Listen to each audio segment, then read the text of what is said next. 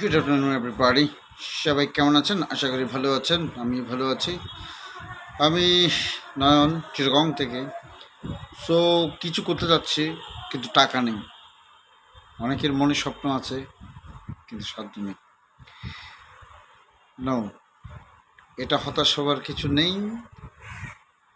এখানে আপনার ইচ্ছা শক্তিকে জাগ্রত করেন। আপনি কী করতে যাচ্ছেন আগে ডিসাইড করেন, আগে প্ল্যানিং করেন। প্ল্যানিং ছাড়া কখনো এগোনো যায় না। সো আমার মতে আগে প্ল্যানিং করবেন। আমি এই বছরটাতে এই পরিশ্রমটা করব, তারপর বছরে এইটা করব, তারপর বছর ওইটা করব, তারপর দেন সাকসেস। সাকসেস এত সোজা নয়। যারা বড় বড় জ্ঞানী ব্যক্তিরা আছেন তারা অনেকগুলো রিসার্চের মাধ্যমে কারণ আবিষ্কার করেছেন। অ্যাপেল যে ফোনটা আছে ওটা আবিষ্কার করেছেন। এখন টেসলার মালিক ইলন মাস্ক, উনি একটা স্টারলিং একটা নেটওয়ার্ক নিয়ে আসতেছে, যেটা তারবিহীন। সো আসলে প্রযুক্তির সাথে আপনাকে তাল মিলিয়ে চলতে হবে। পৃথিবী অনেক গতিময়শীল, যুগের সাথে তাল মিলিয়ে আপনি যদি সে আগের, হ্যাঁ আমি মানি আগের মানুষ সহজ সরল ছিল, কথা শুনতে। এখনকার মানুষ ধৈর্যও নেই, কথাও শুনে না। সো বিব্রত বেশি। আগের মানুষের আমার বাবার আমলে, আমার দাদার আমলে, যারা আমার বাবার বাবা ছিল, ওরা আমলে বলছিল যে তুমি এখানেই দাঁড়িয়ে থাকো, এখানেই দাঁড়িয়ে থাকো। এখন বর্তমান মানুষের ধৈর্যটা নেই। বাঙালি না, সারা পৃথিবীর মানুষের কাছে একটা জিনিস খুব মূল্যের, তার নাম হতো ধৈর্য এবং সময়। এই দুটো জিনিসকে যদি আপনি একসাথে করেই কোনো এক জায়গায় প্রয়োগ করেন, তাহলে ভালো ফিডব্যাক পাবেন। ডেফিনেটলি, এটা কোনো সন্দেহ নেই, এটা 100%। কিন্তু সময়ের সাথে তাল মিলিয়ে আপনাকে চলতে হবে। এখন দেখা যাচ্ছে আপনার বাসায় আগুন লাগলো, আপনাকে একদম বিরিয়ানি খেতে নিয়ে যাচ্ছে। এখন কোনটা আপনার জন্য আগে বা পরে, এটা ডিসাইড করতে হবে। এখন আপনি যদি বলেন আমার বিরিয়ানিটা আসল, তাহলে তো হবে না, আপনার ঘর পুরো ছেয়ে হয়ে যাবে।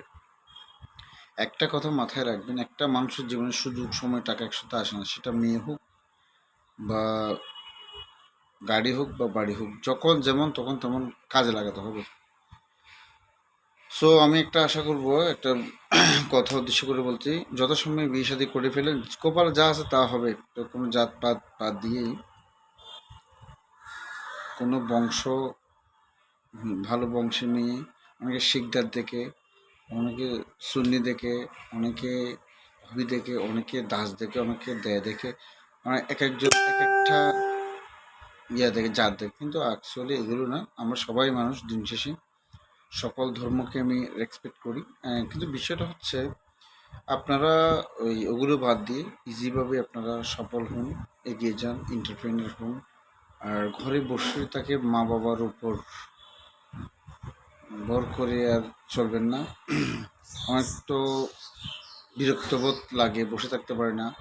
এই যে রোজার মধ্যে একটা দেখলাম, বাবা মোবাইল ইউজ করতে দেয় না, যে নামাজের সময় ছেলে ওকে হত্যা করলো। এটা খুব নিকৃষ্ট একটা ঘটনা, এটা আমি ঘৃণা করি। যে জন্মদাতা পিতা, তাকে মেরে ফেলছে, মা তাকে মেরে ফেলতেছে, এটা কী ধরনের মানুষ?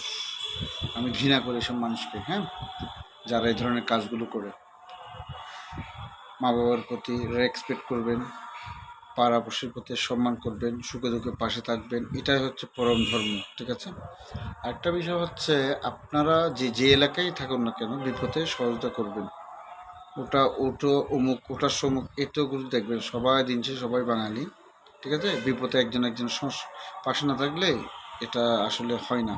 মানুষ সবার উপর মানুষত্ব, তাহার উপর কেন। সো আশা করি আপনারা বিষয়টা বুঝতে পেরেছেন আমি কি বলতে চাচ্ছি। মা বাবা ভাই বোনের উপর ডিপেন্ড করবেন, নিজে ট্রাই করেন, নিজে একটা চাকরির জন্য সহজ করে পেয়ে গেলেন, এটা কোনো মূল্য থাকে না। কষ্ট করে একটা জব পেলে এটা আপনার কষ্টের ফল। পরিশ্রম কখনো ব্যর্থ হয় না, ট্রাই করতে হবে। একটা না পেলে একটা। আজকে সকালে একটা ঘটনা বলি। আমরা নাস্তা করতে গিয়েছে বনফুলে পাই না, সিজলও যদি পেতাম না। আমরা তো ওয়াইল্ড ফুডে এক একটা দোকানের নাম যেতেই হবে, যেহেতু আমার ক্ষুধার্ত। তাহলে যে কোনো একটা দোকানে বসে আমি নাস্তাটা করবো। তাহলে প্রয়োজনও ঠিক তেমন। মেয়ে একটা না হলে আরেকটা দেখবেন, একটা না হলে আরেকটা দেখবেন, এরকম করবেন। কিন্তু ভালো মানুষটাকে খুঁজে নেন। কম টাকা দিয়েও সুখে চলা যায়, যদি আপনার মনের মানুষটা পারফেক্ট হয়। সুখে দুঃখে আপনার পাশে থাকে। এটাই হচ্ছে বর্তমান সিচুয়েশন আমি যেটা দেখতেছি।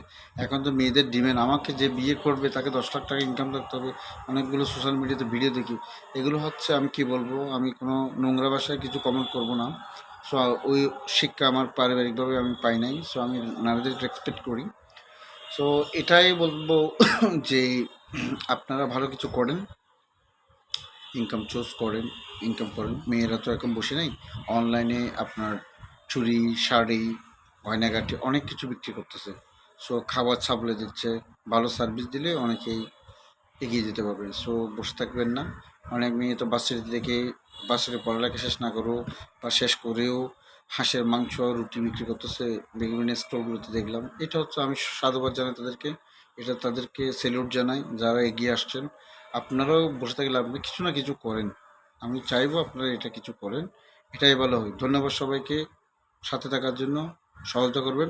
ও গাইজ, একটা কথা বলে দিই, আমার নতুন একটা ইউটিউব চ্যানেল হয়েছে, একটু পাশে থাকবেন, সহযোগিতা করবেন, আপনাদের ছোটো ভাই।